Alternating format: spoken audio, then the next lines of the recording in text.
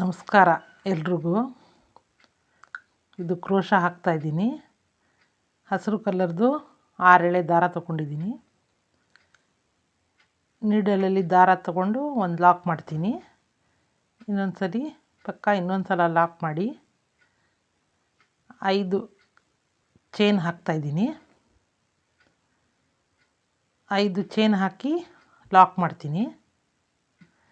ಸೂಜಿನ ಸ್ಟ್ರೈಟಾಗಿ ಇಟ್ಕೊಂಡು ಎಲ್ಲಿ ಬರುತ್ತೆ ಅಲ್ಲಿಗೆ ಲಾಕ್ ಮಾಡ್ತೀನಿ. ಇದು ಕುಚ್ಚು ಕಟ್ಟೋಕ್ಕೆ ಲಾಕ್ ಮಾಡಿ ಸೂಜಿ ಮೇಲೆ ದಾರ ತಂದು ಪಕ್ಕದಲ್ಲೇ ಇನ್ನೊಂದು ಸಲ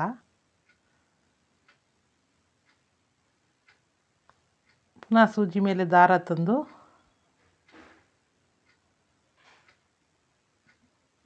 ಪಕ್ಕದಲ್ಲೇ ಇನ್ನೊಂದು ಸಲ ಲಾಕ್ ಮಾಡ್ತೀನಿ.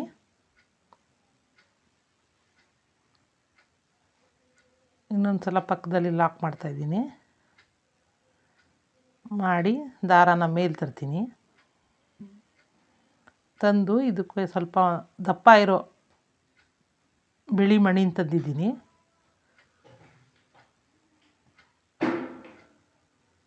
ಇದಕ್ಕೊಂದು ನಾಟ್ ಹಾಕಿ ಸೂಜಿ ಮೇಲೆ ದಾರ ತಂದು ಅದೆಲ್ಲಿ ಬರುತ್ತೆ ಅಲ್ಲಿಗೆ ಸ್ಟ್ರೈಟಾಗಿ ಇಟ್ಕೊಂಡು ಲಾಕ್ ಮಾಡಿ 3ರಿಂದನೂ ಒಂದು ಸಲನೇ ಎಳಿತಾ ಇದ್ದೀನಿ. ಇದು ಹಾಫ್ ಡಬಲ್ ಕ್ರೋಶ. ಸೂಜಿ ಮೇಲೆ ದಾರ ತಂದು ಬಟ್ಟೆಯಿಂದ ದಾರ ಹೊರಗೆ ತಂದು ಹಾಫ್ ಡಬಲ್ ಕ್ರೋಶ 3ರಿಂದನೂ ಒಂದು ಸಲನೇ ದಾರ ಹಿಡಿದು ಹಾಫ್ ಡಬಲ್ ಕ್ರೋಶ ಮಾಡಿದ್ದೀನಿ.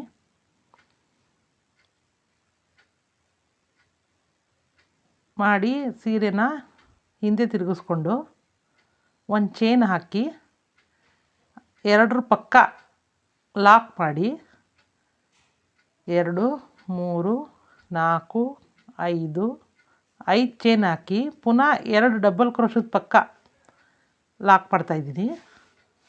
ಮಣಿ ಪಕ್ಕ 2 ಡಬಲ್ ಕ್ರೋಶ ಮಾಡಿದ್ದೀನಲ್ಲ ಅದರೊಳಗೆ ಲಾಕ್ ಮಾಡಿದ್ದೀನಿ. 6 ಚೈನ್ ಮಾಡಿ ಪುನಃ ಈಗ 3 ಚೈನ್ ಮಾಡಿ ಸೂಜಿ ಮೇಲೆ ದಾರ ತಂದು 2ರಲ್ಲೊಂದು ಮಾಡ್ತಾಯಿದ್ದೀನಿ. 3 ಚೈನ್ ಹಾಕಿ ಆ ಡಬಲ್ ಕ್ರೋಶದ ಹಿಂದ್ಗಡೆಯಿಂದ ಲಾಕ್ ಮಾಡ್ತಾಯಿದ್ದೀನಿ. ಪುನಃ ಸೂಜಿ ಮೇಲೆ ದಾರ ತಂದು 2ರಲ್ಲೊಂದು ಪುನಃ 3 ಚೈನ್ ಹಾಕಿ ಹಿಂದ್ಗಡೆಯಿಂದ ಲಾಕ್ ಮಾಡ್ತಾಯಿದ್ದೀನಿ. ಇದಕ್ಕೆ ಪಿಕಾಕ್ ನಾಟ್ ಅಂತ ಹೇಳ್ತಾರೆ. ಈ ಥರ ನಾನು 5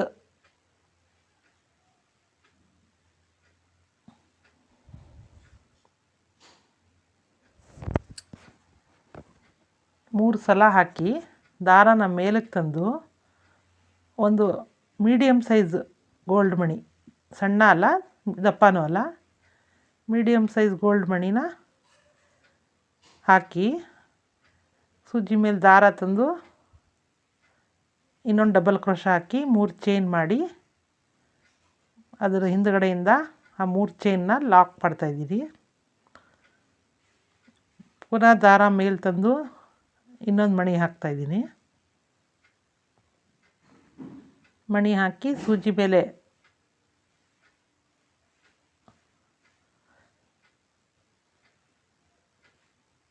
ಒಂದು ದಾರ ಬಿಟ್ಟೋಗಿತ್ತು, ಅದು ಎಳ್ಕೊತಾ ಇದ್ದೀನಿ.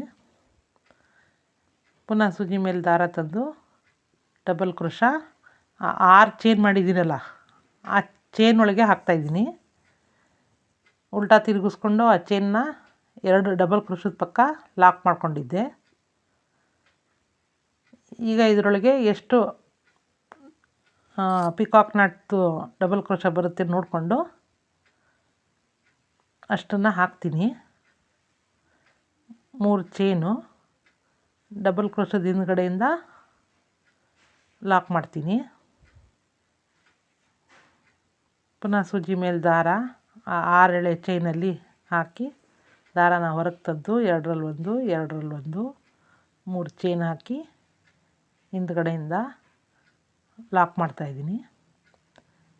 ಅದು ಎಷ್ಟು ಬರುತ್ತೆ ಅಷ್ಟು ನೋಡಿಕೊಂಡು 2 ಚೈನ್ ಹಾಕಿ ಬಟ್ಟೆಗೆ ಲಾಕ್ ಮಾಡ್ತೀನಿ. ಯಾಕಂದರೆ ಇದು ಒಂದೇ ಲೈನಲ್ಲಿ ನಾನು ಸ್ಟೆಪ್ಗಳು ತೊಗೋತಾ ಇದ್ದೀನಲ್ಲ, ಅದಕ್ಕೆ 2 ಚೈನ್ ಹಾಕಿ ಅದು ಎಲ್ಲಿ ಬರುತ್ತೆ ಅಲ್ಲಿಗೆ ಸ್ಟ್ರೈಟಾಗಿ ಇಟ್ಕೊಂಡು ಲಾಕ್ ಮಾಡ್ತೀನಿ.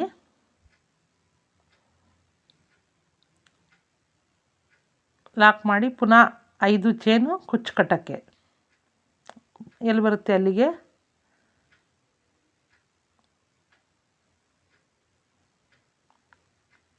ಲಾಕ್ ಮಾಡ್ತೀನಿ ಸ್ಟ್ರೈಟ್ ಇಟ್ಕೊಂಡು ಸೂಜಿನ.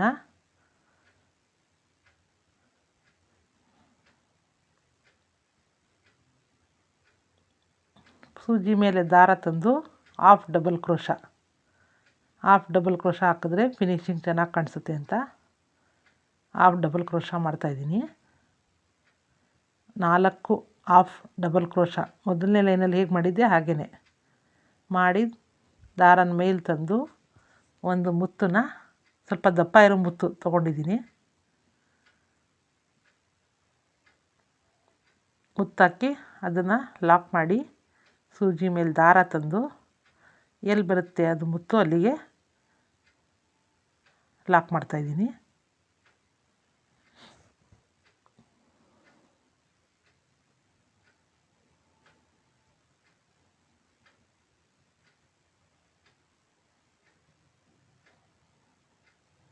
ಪುನಃ ಸೂಜಿ ಮೇಲೆ ದಾರ ಇನ್ನೊಂದು ಪಕ್ಕದಲ್ಲಿ ಲಾಕು. ಪುನಃ ಸೂಜಿ ಮೇಲೆ ದಾರ ತಂದು ಪಕ್ಕದಲ್ಲಿ ಹಾಫ್ ಡಬಲ್ ಕ್ರೋಶ 3 ಮಾಡಿದೆ. ಮಾಡಿ ಹಿಂದೆ ತಿರುಗಿಸ್ಕೊಂಡು ಸೀರೆ ಒಂದು ಚೈನ್ ಹಾಕ್ತೀವಿ ಫಸ್ಟು. ಒಂದು ಚೈನ್ ಹಾಕಿ 2 ಡಬಲ್ ಕ್ರೋಶದ ಪಕ್ಕ ಸೂಜಿನ ಹಾಕಿ ದಾರನ ಹೊರಗೆ ತೆಗೆದು 1 2 3 4 5 6 ಚೈನ್ ಹಾಕಿ ಪುನಃ 2 ಡಬಲ್ ಕ್ರೋಶದ ಪಕ್ಕ ಲಾಕ್ ಮಾಡ್ತೀನಿ. 2 ಡಬಲ್ ಕ್ರೋಶದ ಮಣಿ ಪಕ್ಕ 2 ಡಬಲ್ ಕ್ರೋಶ ಇದೆಯಲ್ಲ ಅದ್ರ ಪಕ್ಕ ಲಾಕ್ ಮಾಡ್ತೀನಿ. ಮಾಡಿ 2 ಚೈನ್ ಮಾಡಿ ಈಗ ಬರೀ ಹಾಫ್ ಡಬಲ್ ಕ್ರೋಶನ ಹಾಕ್ತಾಯಿದ್ದೀನಿ. ಸೂಜಿ ಮೇಲೆ ದಾರ ಆ ಚೈನ್ ಒಳಗಡೆಯಿಂದ ದಾರ ತಂದು ಹಾಫ್ ಡಬಲ್ ಕ್ರೋಶ,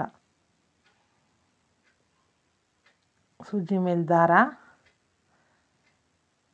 6 ಚೈನ್ ಒಳಗಡೆಯಿಂದ ತಂದು ಹಾಫ್ ಡಬಲ್ ಕ್ರೋಶ ಮಾಡ್ತಾಯಿದ್ದೀನಿ. ಎಷ್ಟು ಬರುತ್ತೆ ಅಷ್ಟು ಫುಲ್ ಹಾಕ್ತೀನಿ. 5 6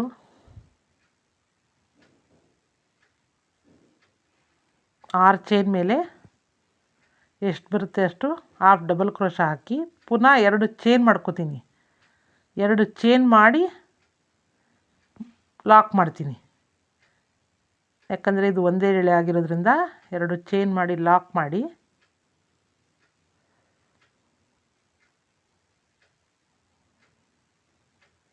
ಪುನಃ 5 ಚೈನ್ ಹಾಕಿ ಕುಚ್ಚು ಕಟ್ಟೋಕ್ಕೆ ಲಾಕ್ ಮಾಡ್ತೀನಿ. ಇದು ಸಿಂಗಲ್ ಸ್ಟೆಪ್ಪಲ್ಲಿ ಮಾಡ್ತಾ ಇರೋದು.